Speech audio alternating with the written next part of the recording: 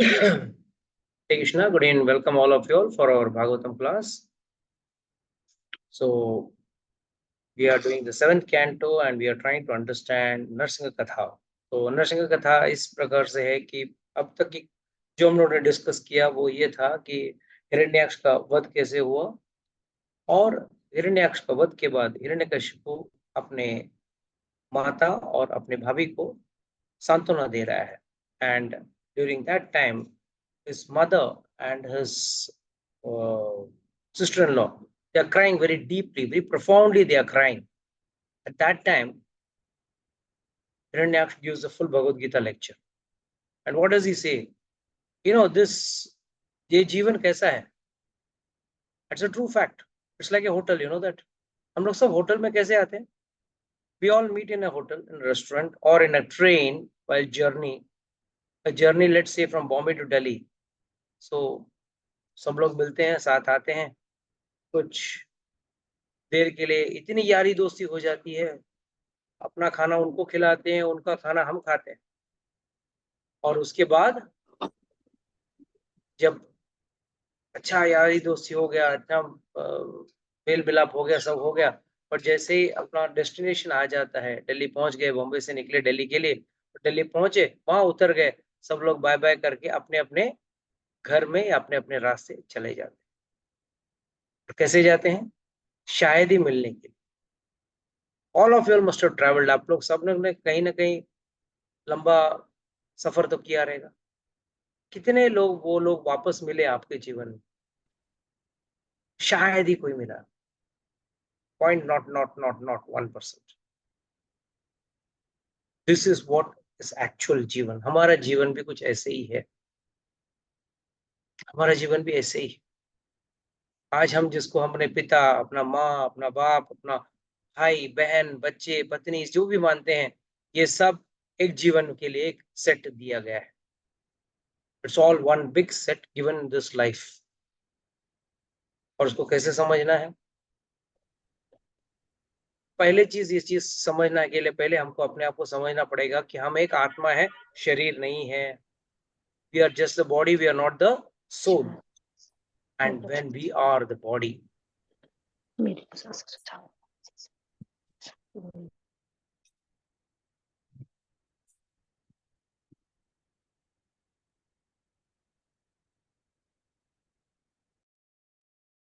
in the form of the body, so we have taken a body but we are actually spirit souls. हम एक आत्मा है, हम शरीर नहीं है। हमें एक शरीर दिया गया है। इस जीवन में किसी को एक पुरुष का स्त्री मिला, शरीर मिला है, या किसी को स्त्री का शरीर मिला है। किसी को मनुष्य का, तो किसी प्राणी का, किसी मछली को, किसी को बंदर को, किसी जानवर का, कुछ भी शरीर मिल सकता है। कीड़े मकोड़ों का भी शरीर मिल सकता है। Even you can get a body of a virus also, because virus is also living. It also reproduces and it also dies. The characteristic feature, खास बात, आत्मा, आत्मा का क्या है और शरीर का, शरीर और आत्मा में क्या अंतर है, बता सकेगा मुझे? What's the difference between body and soul? शरीर खत्म हो जाता है, आत्मा कभी खत्म नहीं होती है। और शरीर खत्म होता है, आत्मा कभी खत्म नहीं होती है। ये बात सही है।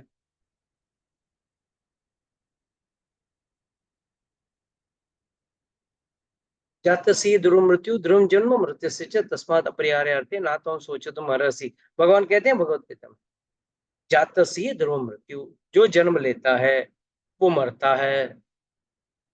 मगर खासियत क्या है? मरने से कहानी खत्म नहीं होती, वापस उसको जन्म लेना पड़ता। जातसी ध्रुव मृत्यु ध्रुवम जन्म मृत्युस्य च, जो जीता है वो मरता है, जो मरता है वापस जन्म लेता है। मगर दूसरा जन्म जो लेता है वो किसका रहेगा, कुछ पता नहीं। मनुष्य का होगा, जानवर का होगा, पशु पक्षी का, बंदर का, कुछ भी हो सकता है। इसके लिए लोग अक्सर, आजकल का फैशन है ना कुत्ते पालने का, और शास्त्र क्या कहता है? कोई भी जानवर को मत पालना। सेवा करना करो, बाहर जाके कुत्ते को रोटी खिला दो, कोई बात नहीं। ऐसे भी कहावत है ना, पहली रोटी गाय की, आखिरी रोटी देखिए।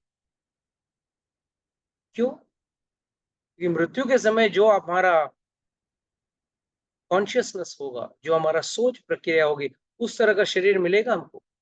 सो टू बी सेफ हमको क्या करना चाहिए? कभी भी हमारा मन भगवान के अलावा किसी पे लगाना नहीं चाहिए। तो शरीर और आत्मा का पहला अंतर हुआ कि शरीर मरता है और आत्मा कभी मरता नहीं। और दूसरा सबसे बड़ा अंतर, यस माता जी, पूजा माता जी बोलिए, what is the biggest, Prabhuji, the soul is the part and parcel of Krishna. what is the difference between body and soul? Soul is a spiritual energy, like the spiritual marginal energy of the Lord, but the body will be the material energy, you can say. The body is made of 5 elements. पंच धातु से बना है शरीर, अर्थ, water, fire, air, ether, भूमि, आपो, अनलो, वायु, खम। इन 5 चीजों से शरीर बना है। और आत्मा कैसे बनी है? सच्चित आनंद। आत्मा किससे बनी? सच्चिदानंद। क्यों सच्चिदानंद से बनी है आत्मा? क्योंकि भगवान भी क्या है? सच्चिदानंद है, और आत्मा भगवान का अंश है, इसके लिए वो भी सच्चित आनंद ही है। ये सच्चित आनंद कौन मुझे समझाएगा? Come on, fast. What is the meaning of Sat, Chit and Anand? Prabhuji, Sat is eternal, Chit is knowledge, and Anand is joy. Like it is full of the soul is eternal, joyful, and full of bliss and knowledge. Yeah. Knowledge. Knowledge of what? Of Krishna, of God. The spiritual knowledge, you can say. Are we behaving like that? No, but we are not. We have forgotten all of that. The first knowledge is we know that we are all going to die. Everyone knows. Everyone knows. इसके लिए ना बोलते ना, कहावत है ना, मौत आए तो बिल्ली भी पंजा खोल लेती। Everyone knows, he knows he is going to die. He is not eternal. It is not permanent. But फिर भी एक्चुअली हम लोग जो कथा में कहते हैं ना, सब लोगों को पहले पता रहता। हम लोग कुछ नया नहीं बता, हम सिर्फ याद दिलाते। हम बताते नहीं, हम सिर्फ याद दिलाते। सबको पता है, अरे भैया पैसे क्या है, हाथ का मैल है, जरूरी नहीं, हमको तो कुछ आध्यात्मिक करना चाहिए। बस जैसे कथा खत्म हुई, 2 फोन कॉल आया ऑफिस से या बिजनेस से, हाँ हाँ बोलो बोलो बोलो, इतना पैसा बनाना है अपने को, नया कुछ स्कीम बना के पैसे, है ना। अरे जीवन नश्वर है, जीवन इज वेरी टेम्पररी, कभी भी मर सकते हैं। हाँ प्रभु जी क्या पता, आज है कल नहीं है। और प्लान कैसा बनाते हैं हम लोग? मिनिमम 10 साल का, नीचे प्लान तो है ही नहीं। क्यों? सामान भी ऐसा खरीदते हैं, एक बार हम टूट सकते हैं और सामान नहीं टूट। एवरीथिंग इज प्लान, चाहे वो इन्वेस्टमेंट्स हो। I know people at the age of 60 and 70 are investing for 20 years plan. भगवान करे अच्छी बात है, वो जिए, अच्छी बात है, मगर इज इट सेंसिबल? ठीक, चलो कोई बात नहीं, आपने इन्वेस्टमेंट किया, आपने ये किया, और ज्ञान है भाई, जीवन का क्या भरोसा। तभी तो LIC पॉलिसी भी लेते हैं ना। LIC पॉलिसी लेते क्यों है? उनको पता है जीवन क्षणिक है, कभी भी कुछ भी हो सकता है। Uncertainty is there in life, whereas soul is always certain. Soul कभी मरता नहीं है ना। And finally when we are talking of body and soul, जब दो अलग चीज हैं तो क्या उनकी जरूरतें अलग अलग नहीं है? जब शरीर अलग है, आत्मा अलग है, तो शरीर का जरूरत अलग है, आत्मा का जरूरत अलग है। कितने लोग जान रहे हैं इस बात? दिस ऑल्सो नॉलेज माता जी, ये भी ज्ञान का बात है कि अगर ये शरीर है तो शरीर क्या क्या जरूरत है? रोटी, सब्जी, दाल, चावल, चाइनीज, आजकल क्या है, मोमो, पिज्जा, पास्ता, जो भी है वो सब शरीर का जरूरत है। एंड व्हाट अबाउट आत्मा? आत्मा को तो ये सब कुछ खाना ही नहीं है, आत्मा को क्या खुराक खिलाते हो? कितने लोग ने आज तक आत्मा को खिलाया है? मधुमाता जी, आपने कुछ खिलाया है अपनी आत्मा को? बेचारा जो आपके शरीर में है उसको आपने जिंदगी में कभी कुछ खिलाया नहीं, क्या फायदा? अच्छा, उसको क्या अच्छा लगता है ये आपको पता है क्या? आपके आत्मा को क्या अच्छा लगता है खाने को, ये पता है क्या? अरे, आपके पति का पसंद आपको पता है, बच्चों का पसंद पता है, सासू माँ, माँ जो भी है सबके पसंद पसंद आपको याद है। आत्मा को क्या पसंद है? अगर जब पसंद ही नहीं मालूम तो खिलाओगे क्या? मतलब आपको खिलाने का प्लान ही नहीं है।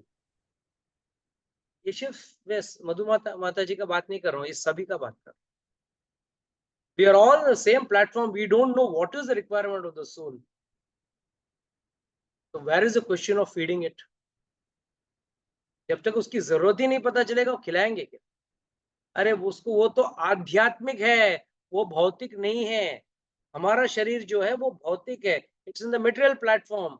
हमको रोटी सब्जी दाल चावल सब लगता है, मगर आत्मा को कुछ भी नहीं चाहिए। आत्मा को सिर्फ और सिर्फ भगवान और भगवान का लीला गुण ये सब सुनने में आत्मा को संतुष्टि। इसके लिए तो हम लोग क्लास क्यों अटेंड करते हैं? क्लास सुनने के बाद कुछ फर्क पड़ता है? कुछ फर्क नहीं पड़ता। जो बहू से परेशान वो वैसे के वैसे रहता है, जो सास से परेशान वो वैसे के वैसे रहता है, जो बॉस से परेशान, जो प्रोफेसर से परेशान, वैसे के वैसे ही है। फिर क्या फायदा हुआ? फायदा यही हुआ कि कुछ घंटों तक हमको वो दुख भूल जाए। और क्यों भूलते हैं? Because we are engrossed in God. भगवान की कथा सुनने में बड़ा आनंद, और ये सिर्फ और सिर्फ आत्मा को आनंद देता है, शरीर को। अगर आप भूखे बैठ गए क्लास में, क्या आपका पेट भर के उठते हो क्या? भूखे के भूखे उठोगे, उल्टे जल्दी उठ के अरे जल्दी क्लास खत्म हो जाए, जल्दी से खाना है, भूख लगा है। तो वो शरीर का भूख है। अगर यहाँ पे कुछ तो मिट रही है, वो क्या मिट रही है? आत्मा का भूख। It is the hunger of the soul which is getting satisfied in the satsang और इन कथा। So coming back to the Hiranyakashipu was preaching to his mother and sister-in-law. तो वो कह रहा था, भाई हम सब एक साथ आते हैं, कुछ देर के लिए एक जगह पे बैठते हैं, जैसे एक रेस्टोरेंट में या ट्रेन में, और साथ में वहीं दोस्ती बना लेते हैं और फिर अपने अलग छूट जाते हैं। इसके लिए ये रिश्ते नातों के साथ हमको इतना प्यार करने की जरूरत नहीं है। बहुत बढ़िया ज्ञान है, सिर्फ सुनने के लिए, लागू करने के लिए नहीं, है ना? जीवन में लागू करना मुश्किल है। कहना आसान है, लागू करना मुश्किल है। और उसका कारण क्या है? हमारी आसक्ति। एक तो ज्ञान का अभाव, दूसरा अपना आसक्ति। इसके लिए मेरा एक ही रिक्वेस्ट है आप लोगों से कि कभी भी सत्संग मिस मत कर, कभी भी सत्संग मिस मत कर। तो आगे हिरण्याक्ष कहता है, हिरण्यकशिपु कहता है, मैं आपको एक बढ़िया कहानी सुना। एक्चुअली लास्ट टाइम मैंने एक कहानी सुना के जस्ट आगे भाग रहा था, किसी ने मुझे बोला नहीं नहीं आपको प्रभु जी सुनाना है, तो मैं इसके लिए सुनाने बैठ गया इसको डिटेल में। तो एक बार एक राजा युद्ध में मर जाता है और उसकी सारी पत्नियां छाती पीट पीट के रोने लगती। राजा है, काफी सारी पत्नियां थी उसकी, सब छाती पीट पीट के रोने लगे। तो the noise or the voice of those crying of those wives of the king reached up to the heavenly planets. तो वहां पे यमराज सुन रहे थे, इनकी चीख पुकार सुन रहे थे, आए हमारा क्या होगा, हमारा क्या होगा। तब यमराज एक छोटे बालक के स्वरूप में नीचे आए और यमराज ने देखा कि भाई ये लोग इतने क्यों रो रहे हैं, what is so great about it that why they are so crying? And Yamaraj says a few things which are very important. He says one should not lament so much. Person who lacks knowledge of self-realization certainly laments. जो व्यक्ति को आध्यात्मिक ज्ञान नहीं है ना, वो जरूर, लैमेंट को इंग्लिश में क्या कहते हैं, हिंदी में क्या कहते हैं? शोक करना प्रभु जी, शोक। शोक, हाँ, उसका जीवन का, वो किसी का मृत्यु का शोक में बैठा रहता है। बिकॉज हम जिस व्यक्ति को मर जाते हैं ना, उसको कभी देखे हम, सबके घर में कोई ना कोई मृत्यु हुई है, करेक्ट? हुआ कि नहीं हुआ? तो जब व्यक्ति का मृत्यु हो जाता है, तो हम उनको नाम से भी पुकारते नहीं, हम सिर्फ बोलते हैं कि बॉडी बोलते हैं। बॉडी कितना बजे लेके आएंगे, बॉडी को कितना बजे हॉस्पिटल से लेके आएंगे, बॉडी को कितना बजे लेके जाएंगे स्मशान भूमि में, यही सवाल पूछते हैं। ना उसको मामा, चाचा, ताऊ, काका, पप्पा, माँ, कुछ नहीं बुलाते। तो शरीर का पहचान मरते ही कैसे खत्म हो सकता है? क्योंकि आज तक हम तो उस शरीर को ही देख के बात कर रहे थे। क्या मेरी बात सही, सच लगा कि नहीं, सही लगा कि नहीं?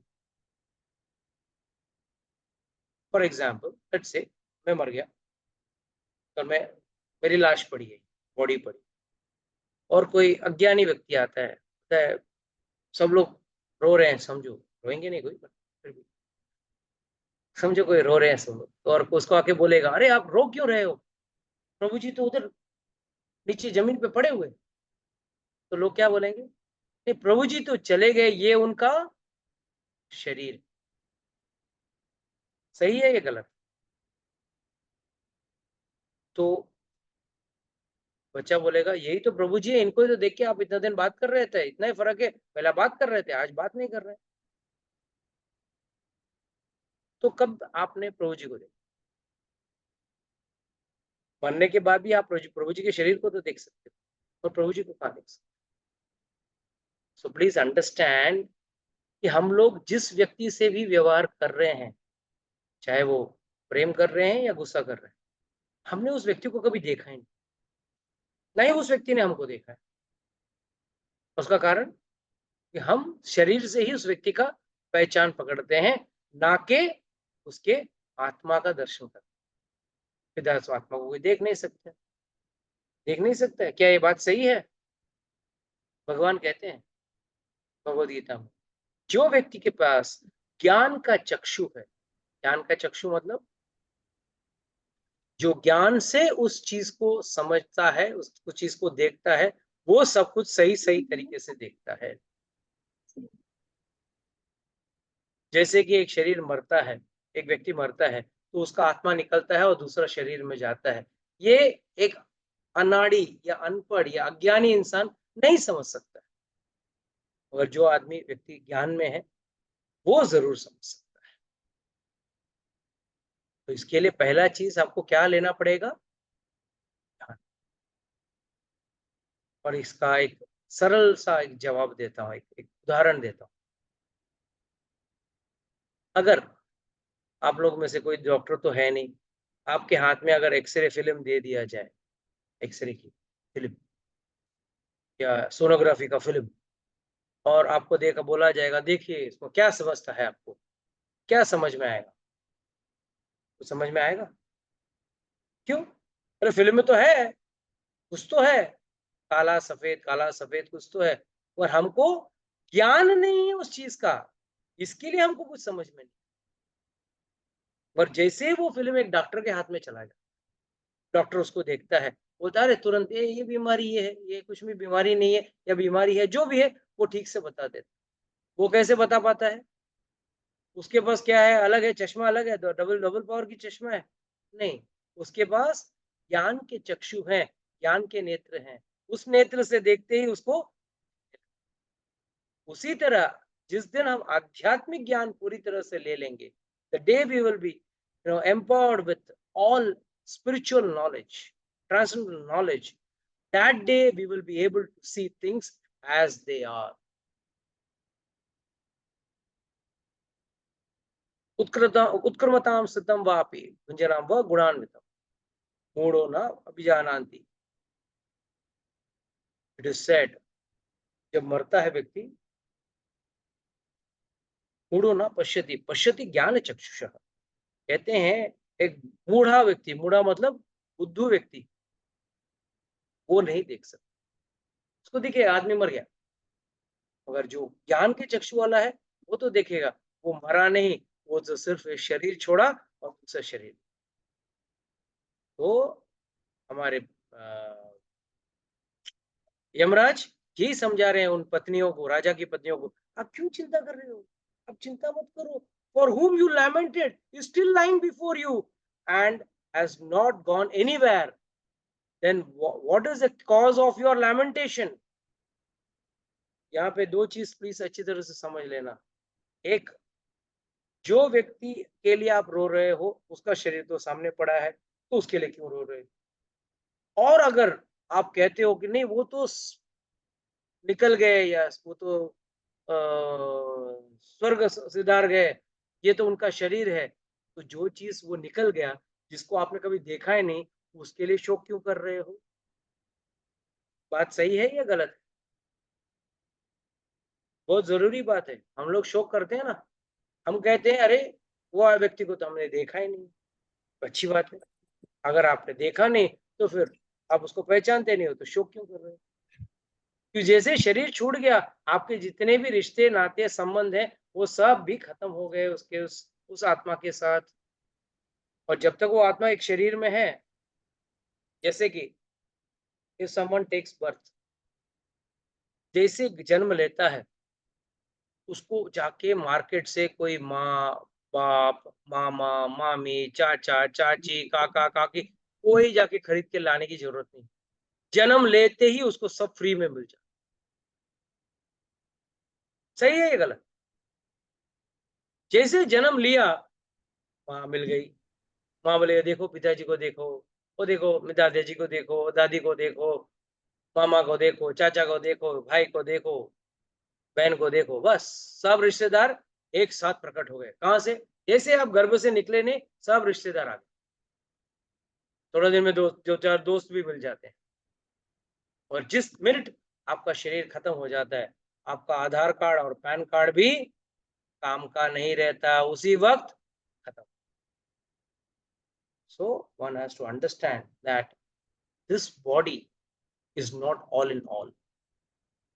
Though Hiranyakashipu is saying all this, पर हिरण्यकशिपु का कहना कैसा है पता है? जैसे रावण है ना, रोज सुबह सभी वेदों का पाठ करता, सभी वेदों का पाठ कर लेता था और बाद में नाश्ते में एक भैंसा खा लेता, नाश्ते में एक भैंसा खा लेता। तो इसका मतलब क्या हुआ? वेद जो पढ़ा जीवन में उतारा उसने। जो व्यक्ति वेद को पढ़ के उसको जीवन में उतारता है वो भक्त आदमी है। जो वेदों को पढ़ लेता है मगर जीवन में नहीं उतार पाता है वो असुर की श्रेणी में आता है। आजकल जो नया फैशन चल रहा है ना, late night night life night outs, क्या है आजकल नए नए अच्छे अच्छे शब्द निकले हैं ना। और शास्त्र में क्या लिखा गया, रामायण में क्या लिखा गया, असुरों का पहचान कैसी है? निशाश्चर। निशाश्चर मतलब, निशा मतलब रात, चर मतलब घूमना, रात को घूमते हैं वो राक्षस। और आजकल हम लोग का फैशन क्या है? हम लोग का फैशन है नाइट लाइफ। तो अभी हम भी कुछ कुछ राक्षस जैसे बन गए ना। तो याद रखना, जो वेदों का अध्ययन करके अपना जीवन निर्वाह करता है वो भक्त आदमी है। जो वेदों को पढ़ने के बावजूद तो जीवन में नहीं उतारता है वो एक असुर मात्र, is just an demon. So this is the relevance of Veda. Vedas are the manual for us of how to live life. हमको हमारा जीवन कैसे निर्वाह करना है ये हमको वेद ही सिखा सकते, और ना कि हम अपने आप अपने मन से उस चीज के बारे में सोच सकते हैं, क्योंकि हमारे अंदर उतनी क्षमता नहीं है। कोई व्यक्ति अगर कुछ अपना ईगो अहंकार ज्यादा हो ना, वो बोल देगा अरे मुझे कोई वेद पढ़ने की जरूरत नहीं, मुझे सब कुछ आता है, मैं जानता हूँ मुझे क्या करना है क्या नहीं करना है। वो सबसे बड़ा अहंकारी व्यक्ति है और बड़ा मूर्ख। बिकॉज वेदों ने सब जीने का पूरा तरीका, पूरा जो सिस्टम पूरा बताया है। और पूरे वेदों का सार क्या है? पूरे वेदों का सार यही है कि हमको भगवान की भक्ति करनी, भगवान की भक्ति करके हमको इस जन्म मृत्यु के चक्कर से बाहर निकल, सिर्फ क्लास में सुनने को अच्छा लगता। क्लास खत्म होते ही कितने लोग प्रयास करते हैं कि जन्म मृत्यु के चक्कर से बाहर निकले। Tell me honestly, how many of you all really try to cut out of the cycle of birth and death? कोई कोशिश करता है? कोशिश करने के बारे में सोचता है? No. They're happy, satisfied. ठीक है प्रभु जी, लेक्चर तो बहुत बढ़िया था, we enjoyed your lecture. पर उसके बाद जन्म मृत्यु के चक्कर से कहाँ निकलोगे? कब निकलोगे? कैसे निकलोगे? Unless until you don't implement what is being told by the शास्त्र, शास्त्र का क्या है, जो शास्त्र में जो कहा गया है उसको जीवन में नहीं उतारोगे, तब तक आप जन्म मृत्यु के चक्कर से बाहर नहीं निकल सकते। तो हिरण्यकशिपु आगे कहता है, क्या सॉरी यमराज आगे कहते हैं, भाई अगर जो व्यक्ति मर गया है उसके लिए रो रहे हो, वो तो सामने पड़ा है, और रही बात उसके जो आत्मा निकल गई, उसको तो आपने कभी देखा नहीं। दोनों चीजों में what is so big deal? And ये पूरा दुनिया जो है ना, वो भगवान बनाते हैं और उसको संभालते भी हैं, और एंड में उसको संहार भी करते हैं। Sometimes one loses his money on a public street where everyone can see it, and yet that money is protected by destiny and not seen by others. Thus, the man who lost it gets it back. On the other hand, if the Lord does not give protection, even the money maintained very securely at home is lost. बहुत जरूरी बात है, ये हमको समझना चाहिए कि सब कुछ का करता धरता भगवान है। यहाँ पे कोई है जिसका साइबर क्राइम या साइबर फ्रॉड होगी, किसके पैसे चोरी हो गए? Is there anyone in this group by any chance? Good. I hope by Krishna's mercy nobody is there. Let all of us be safe. But आजकल आपने सुना होगा काफी साइबर काम चल रहा है। बैंक में सेफ तिजोरी में बंद करके रखे, पासवर्ड से प्रोटेक्ट करके रखो, मगर फिर भी उसमें से गायब हो जाता। कैसे गायब होता? ये भगवान की इच्छा है, आपकी इच्छा नहीं है, मगर भगवान की इच्छा है। और यही अगर रास्ते में भी आपका जेब से 100 रुपए गिर गया ना, वही पड़ा रहेगा, कोई किसी का नजर भी नहीं जाएगा, थोड़ी देर बाद वापस आओगे आपको मिल जाएगा। ये यमराज कह रहे। तो आपके जीवन का श्रेय या जीवन का फायदा जो भी हुआ है वो किससे है? पूरा भगवान को देना चाहिए। अगर आपको किसी को लगे कि मैं कर रहा हूं, आई एम द डूअर, मेरे वजह से सब कुछ हो रही है, मैं सब कुछ संभाल सकता हूँ, आई, he is not an I, he is an idiot. He is not an I for an iPhone, he is an I for an idiot. बड़ा बेवकूफ, क्योंकि भगवान ने चाहा तभी कुछ हो सकता है, अगर भगवान ने नहीं चाहा तो वो चीज नहीं हो सकती। भगवान भी कहते हैं Bhagavad Gita, there are 5 factors for everything to happen in life. तो उसमें से सबसे बड़ा फैक्टर है भगवान। तो किसी दिन वो श्लोक को डिटेल में समझेंगे हम लोग, तो समझाऊंगा मैं आपको, पढ़ाऊंगा उसको। So please understand that it is the Lord who is protecting and Lord who is annihilating, is killing everything. तो वापस अगर भगवान के शरणागत हो तो भगवान को पता है किसको कितना रखना है, किसको कितना निकालना है, उसके लिए भी शोक क्यों करना है? यही यमराज कह रहे हैं। प्लीज अंडरस्टैंड, यमराज का ये जो एक एक शब्द जो है बहुत ही पावरफुल और प्रैक्टिकल भी। So if the Supreme Lord gives one protection, even though he has no protector and is in the jungle, one remains alive. Whereas a person well protected at home by relatives and sometimes otherwise sometimes dies, no one being able to protect him. कितने लोग ने इस situation को वाकई में जीवन में देखा है? यस, एहसास किया इस चीज। कोई व्यक्ति जंगल में गिर जाता है, महीना भर जंगल में पड़ा है, मगर अगर भगवान ने उसकी रक्षा की तो हमेशा वो बच जाता है, जीवित बाहर निकल सकता है। और कोई व्यक्ति बढ़िया सा घर के अंदर छुप के बैठा हो, फिर भी अगर मृत्यु आने का समय आ गया, वो फटक से मर जाता।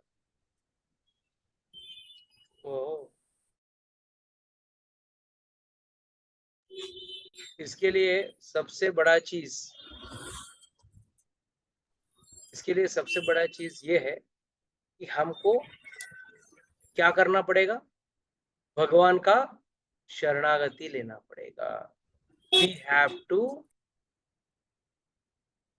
surrender or take protection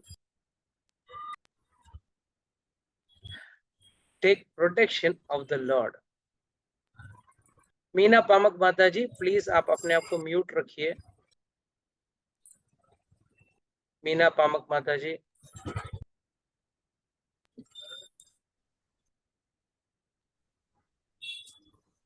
if required please remove.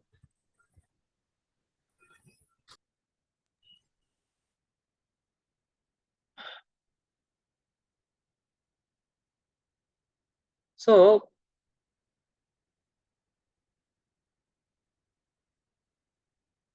this is why one has to take the surrender of Lord. भगवान का शरणागति लेना चाहिए। एक बार एक छोटी सी कहानी बताता हूँ। एक बार एक बकरी चरते चरते जंगल में रात को गई, शाम के टाइम पे गुम हो गई। घर वापस नहीं आ पाई, उल्टा घर की तरफ आने की जगह पे बजाय बाहर की तरफ तब जंगल की तरफ जाने लगी और एकदम घने जंगल में फंस गई। अंधेरा हो गया, खतरनाक जानवरों की आवाज आने लगी। बकरी समझ गई, मैं अभी गुम हो चुकी, I am lost, where will I find my self, where will I, how will I protect my self, अपने आप को कैसे बचाओ। बकरी परेशान। बकरी ने देखा जमीन पे एक शेर के पंजे का निशान। क्या था? शेर के पंजे का निशान। तो बकरी ने बोला वाह, वो पंजे के निशान के बाजू में खड़ी हो गई। इतने में एक दो चार भेड़िया है, हाँ आज बकरी को खाएंगे हम लोग। तो बकरी को कुछ डर नहीं, कुछ नहीं, जोर से हंसने लगी। क्या हंस क्यों रही है हम लोग को? अभी तुझे खाने वाले हैं हम लोग, कैसे खाओ? आपको पता है मैं क्या कर रही हूँ यहाँ पे? हमको क्या पता, या खड़ी है, हम लोग खाएंगे। हाँ मैं खड़ी नहीं हूँ। ये किसका निशान है? तो शेर का निशान, शेर के पंजे का निशान है। हाँ, मुझे शेर ने नियुक्त किया है यहाँ पे मेरे पंजे के निशान को रखवाली करना, प्रोटेक्ट माय फिंगरप्रिंट्स और footprints, what do you call it. मैं यहाँ खड़ी हूँ इसकी रखवाली करते हुए। आपको खाना है तो खाओ, मुझे कोई प्रॉब्लम नहीं, पर जब शेर आएगा तो आपका क्या होगा आप जान, मुझे क्या, खाओ खाओ। वही सब भेड़िए जो थे वो आपस में बात करने लगे, बाबा इसका तो बड़ा कांटेक्ट है, ऊपर तक का कांटेक्ट है, कैसे खाएं उसको, बड़ा पहचान है यार ऊपर तक। हाँ है ना, इंसान भी ऐसे ऐसे करते हैं ना, कोई धमकी दे मेरा ऊपर तक पहचान है, या उसके साथ पहचान है, इसके साथ पहचान है, ये छोड़ दे ना। तो बकरी भी कोई जमाने में इंसानी थी, डोंट वरी, मगर अकलमंद थी।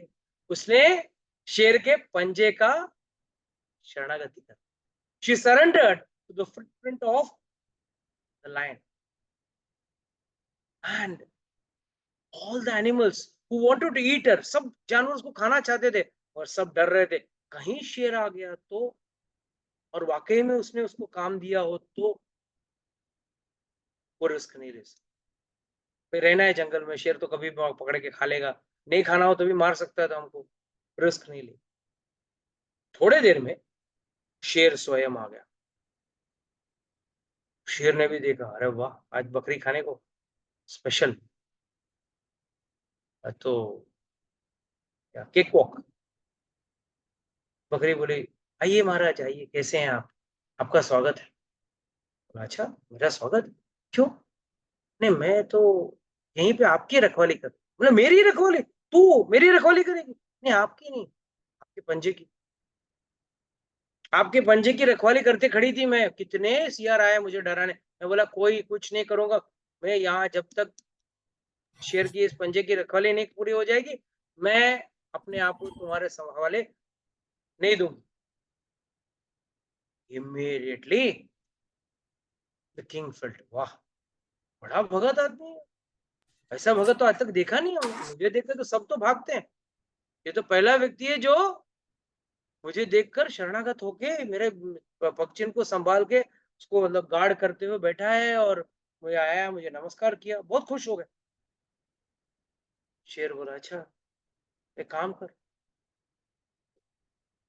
अब कहाँ है तेरा गांव, कौन सा है? बोला मेरा गांव तो काफी दूर है, इधर पीछे की तरफ है, बट मैं आपके पैरों को ही संभालने वाली हूँ। पहला मेरा वही लक्ष्य है, मेरा कार्य वही है, मेरा फोकस ऑफ लाइफ ही है, मेरे जीवन का कारण ही यही है कि मैं इसको संभालूं। जिसे उसने बोला, शेर ने बोला यार तू तो बड़ा भगत आदमी है, तुझे तो मैं नहीं खाऊंगा। तुरंत उसने हाथी को बुलाया, अरे हाथी इधर आओ।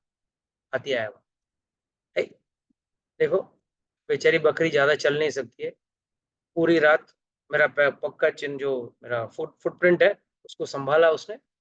आप एक काम करो, उसको अपने कंधे पे बिठाओ, ले जाओ उसको गांव में छोड़ के आओ, और देखो आप कहीं बीच में अच्छा घास वास दिखे तो खिला देना उसको, रात को खाएगी। बकरी भी खुश होगी, thank you Maharaj thank you, बैठ गई। हाथी लेके गया उसको, बस हाथी तो ऐसा भी शाकाहारी है, मांसाहारी तो है नहीं, और हाथी से कौन पंगा लेगा। हाथी ने अपने पीठ पे बिठा के सीधा उसको गांव तक गए और गांव तक छोड़ के। इस कहानी से क्या समझ में आता है हमको? बहुत छोटी बात है और बहुत महत्वपूर्ण बात। अगर एक बकरी शेर के सिर्फ पग चिन्ह को अपना समर्पण दे तो शेर क्या करता है, उसको पूरा संरक्षण देता है। तो अगर हम उसी तरह भगवान के प्रति थोड़ा शरणागत हो जाए ना, if we surrender to God, God will definitely take care of us, protect us. कई बार लोग आके बोलते हैं प्रभु जी हम तो इतने साल से भक्ति कर रहे हैं और भगवान भगवान ने हमको दिया क्या? मेरा धंधा डूब गया, मेरा बच्चा मर गया, मेरा बच्चे का जीवन बर्बाद हो गया। अरे आपने कहाँ भक्ति की, आपने तो सिर्फ व्यापार किया है। इसको व्यापार कहा जाता है, भक्ति नहीं। क्यों? व्यापार में क्या होता है, इस हाथ दे उस हाथ ले। और यहाँ पे हम क्या कर रहे हैं, भगवान तुझे 100 रुपए का प्रसाद चढ़ाया है तो 1.25 लाख तो रिटर्न में बनता ही है ना। तो प्रसाद के एवज में कुछ मांगना व्यापारी है, व्यापार का काम है, भगत का काम नहीं है। भगत तो सेवा ऐसी। उस बकरी ने क्या मूल्य लिया था शेर से उसकी सेवा करने के लिए? कुछ नहीं। शरणागत बिना मूल्य का ही होता है, मूल्य के साथ शरणागति नहीं होती। Please remember, surrender can be done without any condition. आप ये करोगे तो मैं आपका शरणागत होऊंगा, ये कंडीशन भक्ति में नहीं चलेगा। You will have to stick to one thing, unconditional devotional service.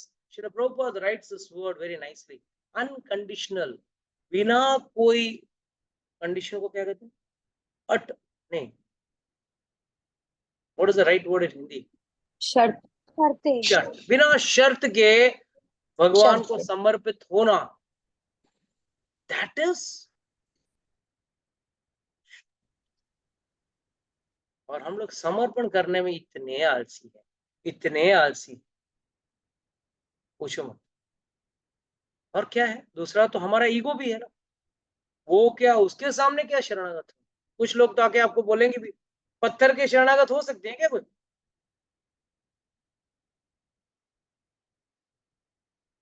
भगवान का मूर्ति को क्या बोलते हैं वो लोग, पत्थर। अरे पत्थर थोड़ी है, जिस तरह आपने उस इंसान के अंदर का नहीं देखा है, उसी तरह उस पत्थर के शरीर के अंदर भगवान का आत्मा को कभी नहीं देखा। जिस दिन देखोगे समझ में आएगा, अरे ये शरीर नहीं, ये पत्थर नहीं, ये तो भगवान है। ऊपर से पत्थर का एक आवरण लगाया हुआ है ताकि जो बेवकूफ मूढ़ा बेवकूफ व्यक्ति हो ना, वो उस आवरण को देख के खुश हो जाए, हाँ भगवान तो है ही नहीं, सिर्फ पत्थर ही है, पत्थर को तराश के बनाया हुआ है। So one has to understand that it is very important that one surrenders to God. जब तक शरणागति नहीं होगी ना, आपका उद्धार। और शरणागति एक ऐसा चीज है जिसके लिए आपको ना उम्र देखने की जरूरत है, ना समय देखने की जरूरत है, ना आपको काल देखने की जरूरत है, कुछ भी नहीं। कोई भी व्यक्ति, बड़ा या छोटा, स्त्री या पुरुष, अच्छा या बुरा, कोई भी शरणागत कर सकता। कई बार मुझे माता लोग पूछती हैं, प्रभु जी तो महीने के उन 3 दिनों में हम लोग मंदिर तो जा नहीं सकते हैं, क्या हम माला कर सकते हैं? माला करना चाहिए कि नहीं?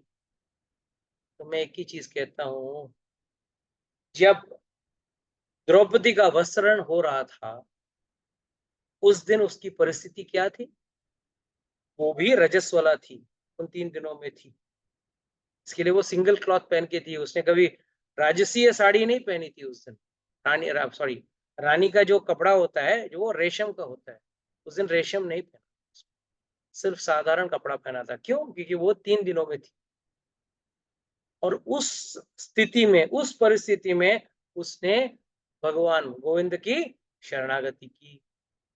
और जैसे ही उसने शरणागति की, भगवान ने नहीं बोला, अरे अब तो तुम्हारे 3 दिन चल रहे हैं, अब नहीं आऊंगा, मैं 3 दिन बाद आता हूँ। तुरंत आ गए भगवान उधर, और आके क्या किया? साड़ी की दुकान खोल दी, पहला ऑनलाइन शॉपिंग सेंटर। पहला, और आज आप लोग ये मत सोचने का अभी ऑनलाइन शॉपिंग स्टार्ट हुआ है। पहला ऑनलाइन तो द्रौपदी के लिए कृष्ण भगवान ने खोला। बस उसने सिर्फ आवाज लगाई और भगवान ने कपड़े का रील पे रील छोड़ दिया। और हमारे गजेंद्र, कितने लोगों को गजेंद्र मोक्ष का स्टोरी पता है? पता है ना सब लोगों को गजेंद्र मोक्ष का? हाँ, हाथी जब मगरमच्छ के पैर में फंस गया था, हाथी का जब पैर मगरमच्छ के हाथ पैर मुंह में फंस गया था, तब वो बहुत बचाने की कोशिश की, अपने आप को बचा नहीं पाया, तब उसने भगवान को पुकारा। और किसने पुकारा? एक हाथी, इसने नहाया धोया नहीं है। हाथी नहाया धोया था?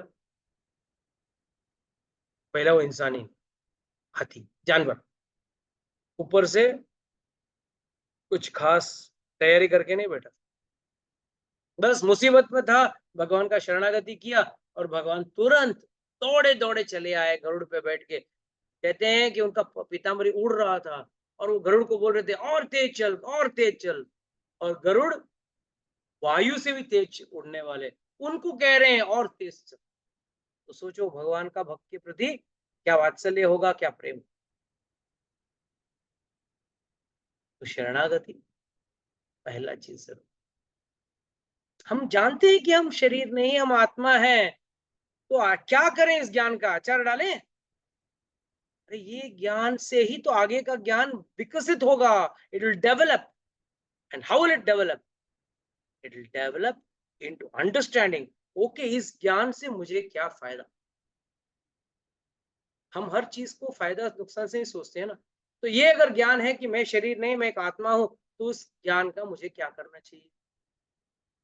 आई am suppose to utilise it for my benefit. और अपने फायदे में कब यूटिलाइज कर सकोगे? जब आप अपने आप को शरीर नहीं आत्मा समझोगे। और मुझे तो ये शरीर तो छोड़ के जाना है, और बार बार शरीर बदल के इस दुखालय में मुझे रहना है। उससे अच्छा तो क्या है, मैं यहाँ से जन्म मृत्यु के चक्कर से ही बाहर निकल जाऊं, get out of the cycle of birth and death. And I can get out because I am not the body, I am the soul. अभी सोल, शरीर कभी जाता है बाहर? शरीर तो यही छूट जाता है। और आपको पता है, मृत्यु से इतना डरना भी नहीं चाहिए, खासकर भक्तों को तो डरना ही नहीं चाहिए। क्यों? अगर किसी को मोक्ष चाहिए, क्या में किसी को है, यहाँ पे कोई है जिसको मोक्ष चाहिए? लगता तो नहीं है, किसी ने हाथ नहीं ऊपर उठाया। अगर मोक्ष चाहिए कि नहीं चाहिए समझ में नहीं आ रहा। किसी को नहीं चाहिए, सब यही रहना चाहते, वेरी हैप्पी, जो ओनली अपेक्षित अकेले। तो आपके लिए एक ही एरोप्लेन आएगा बस, बाकी कोई जाने को तैयार ही नहीं। चलो मीनाक्षी माता जाना चाहिए, तो 1-2 जन है तो ठीक है, भगवान को लोड नहीं रहेगा, 1-2 टिकट ही लेके जाना है ना। नहीं तो मुझे लगा पूरे 26 के 26 लोग जाना चाहेंगे। तो कहते हैं अगर बैक टू गॉड जाना है, भगवान की कृपा पाना है, तो सिर्फ एक ही चीज करना है, और वो है surrender. If one surrenders, his ticket back to Godhead is, and जब आपको पता है जाना ही है, तो भगवान का शरणागति टाइम से कर लो ना। लास्ट मिनट में शरणागति क्या, लास्ट मिनट टिकट लेते हो, कभी कभी कंफर्म होता है, कभी कभी रह जाता। अगर जवानी में शुरुआत कर दोगे ना, टिकट पक्का कंफर्म हो जाएगी। और गांव जाने के 6 महीना पहले, हम लोग 4 महीना या 3 महीना जो भी हो, उसके पहले टिकट ले लो, पक्का confirm ticket with reservation number के साथ आपको मिल जाएगा। और यही लास्ट मिनट, कल सुबह जाना है और आज रात को आप टिकट निकाल रहे हो या सुबह निकाल रहे हो, थोड़ी टिकट मिलने वाला कंफर्म। तत्काल में भी दुगुना दाम देख के भी कभी कभी आपको टिकट नहीं मिलने। तो बेहतर क्या है, शरणागति पहले कर लो, बाद में करने जाओगे तो नुकसान आपका ही। और नुकसान कितना बड़ा है पता है आपको? कितने लोग जानना चाहते हैं कि नुकसान कितना बड़ा है? How big is the loss? The biggest loss is there is no guarantee that next birth will be a human birth. क्या गारंटी है कि आपका अगला जन्म मनुष्य का रहेगा? और जानवर की योनि में चले गए, जिसका चांसेस ज्यादा है। तो कहते हैं 84 लाख योनियों में भटक के वापस आना पड़ेगा। 84 लाख योनि, 84 लाख स्पीसीज, और फिर कहाँ आना है? मनुष्य के शरीर। और उसमें आके अगर उस वक्त कोई भी कारणवश आप भक्ति नहीं कर पाए, तो वापस वो चांस गया। इनफैक्ट हम लोगों ने कई चांसेस मिस कर लिया है। फॉर इंफॉर्मेशन, हम लोग सब कई हजारों खरबों जन्म ले चुके हैं, कई बार जन्म मिस कर चुके, जन्म बैक टू गॉड जाने का चांसेस मिस कर चुके हैं। तो इस टाइम भगवान की हमारे पर अहेतुक की कृपा हुई। भगवान है ना, ऐसे ऐसे बीच बीच में कृपा कर देते, ऐसे ही जैसे राजा कभी हाथी के ऊपर जाता रहता ना, ऐसे हाथ में सोने की कुछ सिक्के लेके ऐसा फेंक देता है लोगों के ऊपर, प्रजा के ऊपर, और प्रजा ओह मिल गया, चलो आज दो दो सिक्के मिल गए सोने के, अरे वाह। बिना बिना कारण ऐसे राजा ऐसे जा रहा था, खुश हो गया, ऐसा सोना बांटता है। तो वैसे भगवान हम पर कृपा बरसात बांटते हैं। और कृपा कैसे बरसाते हैं? उसको भेज देते हैं, भाई चाहो गुरुवार क्लास में अटेंड, है ना, भगवत गीता भागवतम सुनो, और भगवान का भक्ति करके वापस जन्म मृत्यु के चक्कर से निकल जाओ। दैट इज शरण। तो इसके लिए हमारे यमराज जी पहले ही बता रहे हैं, भाई आप लोग इतना शोक मत मनाओ। ये शोक मनाने वाली बात नहीं है, क्योंकि हर एक व्यक्ति को कभी ना कभी तो मरना है। As long as the spirit soul is covered by the subtle body consisting of mind, intelligence, false ego, he is bound to the results of fruitive actions. ये एक बहुत महत्वपूर्ण चीज है। इंसान का शरीर और बाकी शरीरों से अंतर में एक बहुत बड़ा पॉइंट है, ये आप लोगों को याद रखना है। बाकी कोई भी योनि में, चाहे वो आप शेर को योनि ले लो, गधे का योनि ले लो, बंदर का योनि ले लो, कोई भी जानवर, पशु पक्षी, मछली, कीड़े, कोई भी जानवर योनि में आपके ऊपर कर्मा का कोई भी सिद्धांत नहीं लगा। सिर्फ और सिर्फ इंसान के योनि में ही कर्म लागू होता है। और कर्म लागू होना मतलब, कर्म एक ऐसा चीज है जो सिर्फ आपको, जैसे हर सिक्के के सिर्फ दो पहलू होते हैं, तीसरा पहलू होता नहीं। आप सिक्के को ऐसा उछालोगे ना, या तो चित गिरेगी या तो पट गिरेगी। अगर बीच में कभी खड़ा होगा, उससे फिल्मों में खड़ा होगा, असली जिंदगी में कभी खड़ा नहीं। तो इसका मतलब क्या है? हर कर्म आपको या तो चित देगा या तो पट देगा, यानी कि अच्छा कर्म देगा, रिएक्शंस देगा, या बुरे कर्म रिएक्शंस देगा। इसके लिए इंसान का शरीर जो है उसको संभाल के इस्तेमाल करना है। It is a rare, costly, what is say, not just costly, very rarely found, very rarely found thing. शायद ही कभी ये इंसान का शरीर मिलता है हमको और इसको ऐसा गंवाना। आज स्टोरी को इतना डिटेल में ले लिया कि हमने अभी तक स्टोरी स्टार्ट भी नहीं किया एंड लेक्चर खत्म होने का टाइम हो गया। So don't worry, we will discuss story next time. हम लोग वापस नेक्स्ट टाइम डिस्कस करेंगे। बस अभी भी काफ़ी चीज़ें हैं, अभी भी मैं खुश नहीं हूँ। बस अभी तो यमराज एक स्टोरी बताएंगे जिसका आगे मैं आपको जीवन का अपना आधार बताऊंगा। Okay, with this I would like to close today's class. Anybody has got any doubts?